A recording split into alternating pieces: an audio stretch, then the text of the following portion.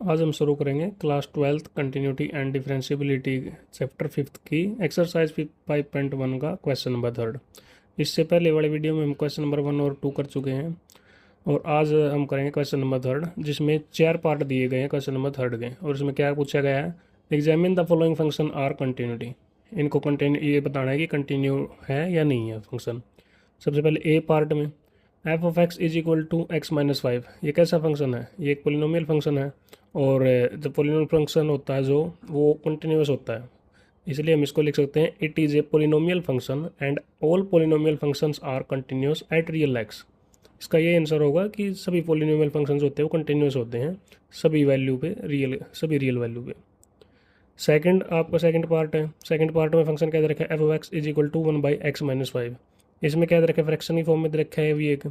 इसमें क्या दे रखा है, एक्स नॉट इक्वल टू 5। इसमें एक्स नॉट इक्वल टू 5 दे रखा है। क्यों दे रखा है? उसका रीज़न ये है क्योंकि अगर हम एक्स की जगह 5 रखेंगे तो 5 माइनस 5 जीरो हो जाएगा और 1 बाई जीरो अनडिफाइन होता है, अनडिफाइन ये कंटिन्यूस नहीं होगा, इसलिए इन्होंने x not equal to 5 condition दे रखी है। तो इसमें भी क्या होगा, f of x is continuous where it is defined except x is equal to 5 because at x is equal to 5 denominator is zero and function undefined. इसमें बस वही लाइन लिखनी है कि एफ ऑफ एक्स जो है कंटिन्यूस है, ये जो डिफाइन कर रखा है एक्सेप्ट इस किसके अलावा, एक्स इज इक्वल टू 5 के अलावा बाकी सभी वैल्यू पे कंटिन्यूस है। क्योंकि क्यों नहीं है एक्स इज इक्वल टू 5 पे कंटिन्यूस? क्योंकि डिनोमिनेटर अगर जीरो हो गया तो फंक्शन अनडिफाइन हो जाएगा। So f of x is continuous for all except x is equal to 5। C में क्या दे रखा है, F of x is equal to x square minus 25 by x plus 5। इसमें क्या दे रखा है कि एक्स क्या नहीं होना चाहिए, नॉट इक्वल टू माइनस 5। बस इस वैल्यू को छोड़ के बाकी सभी पे चेक करना है। ये क्यों छोड़ दी है इसमें भी वैल्यू? क्योंकि वही है इसमें भी, अगर एक्स की जगह माइनस 5 रखेंगे तो माइनस 5 प्लस 5 जीरो हो जाएगा और फिर ये सारा सारा फंक्शन अनडिफाइन हो जाएगा क्योंकि डिनोमिनेटर में जीरो आ जाएगी। तो वही लाइन इसमें लिखनी, function is undefined at x is equal to minus 5।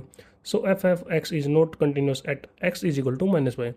X is equal to minus 5 पे फंक्शन जो है वो कंटिन्यूस नहीं होगा, इसलिए F of x is continuous for all real except x is equal to minus 5। X minus 5 की value को छोड़ के बाकी सभी रियल वैल्यू पे फंक्शन क्या होगा, कंटिन्यूस होगा।